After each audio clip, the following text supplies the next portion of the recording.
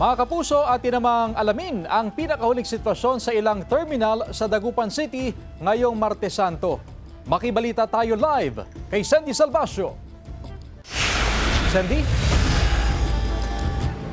Chris, nandito ako ngayon sa isa sa mga bus terminal dito sa Dagupan City para kamustahin naman yung lagay ng mga pampasaherong bus ngayong Martes Santo. At sa mga oras na ito, Chris, kung inyong mapapansin sa aking likuran, ay matumal pa rin o kokonti pa rin yung bilang ng mga pasahero. Kapag, noong mga nakaraong taon daw, Chris, kapag nagsimula na itong Semana Santa, ay dagsana talaga yung bilang ng mga pasahero. Pero dahil nga sa nararanasan na krisis sa langis, bunsod nitong digmaan sa gitnang silangan, ay nagkaroon ng kabawasan sa bilang ng kanilang mga pasahero. Usually, kapag gabi na lang daw talaga nagkakaroon ng pila sa ilan sa kanilang mga biyahe. At sa ngayon, Chris, hindi pa naman daw nagtaas ng pamasahe yung ilan sa mga bus terminal dito, pero nagdagdag daw sila nitong tinatawag natin na running kilometer o yung post kilometer. Ibig sabihin, yung mga bus na dating bumabiyahe ng 200 kilometers ay na-extend ngayon ng 230 kilometers para mas marami daw silang lugar na madaanan at ibig sabihin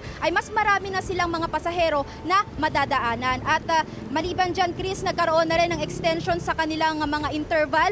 Sa bus terminal na ito, Chris, dati ay nasa 10 to 20 minutes lang ang kanilang interval, pero ngayon ay nagtatagal na ng 1 oras. Ganito rin yung kaso sa ilang mga pampasaherong van at yung ilan sa kanila, hinihintay na lang daw talaga na mapuno ng mga pasahero yung kanilang mga sasakyan bago sila tuluyang bumiyahe. Oras-oras naman, Chris, ay may mga bumibisita dito na kawani ng LTFRB, LTO at PNP para siguraduhin yung seguridad at kaligtasan ng mga biyahero. Chris?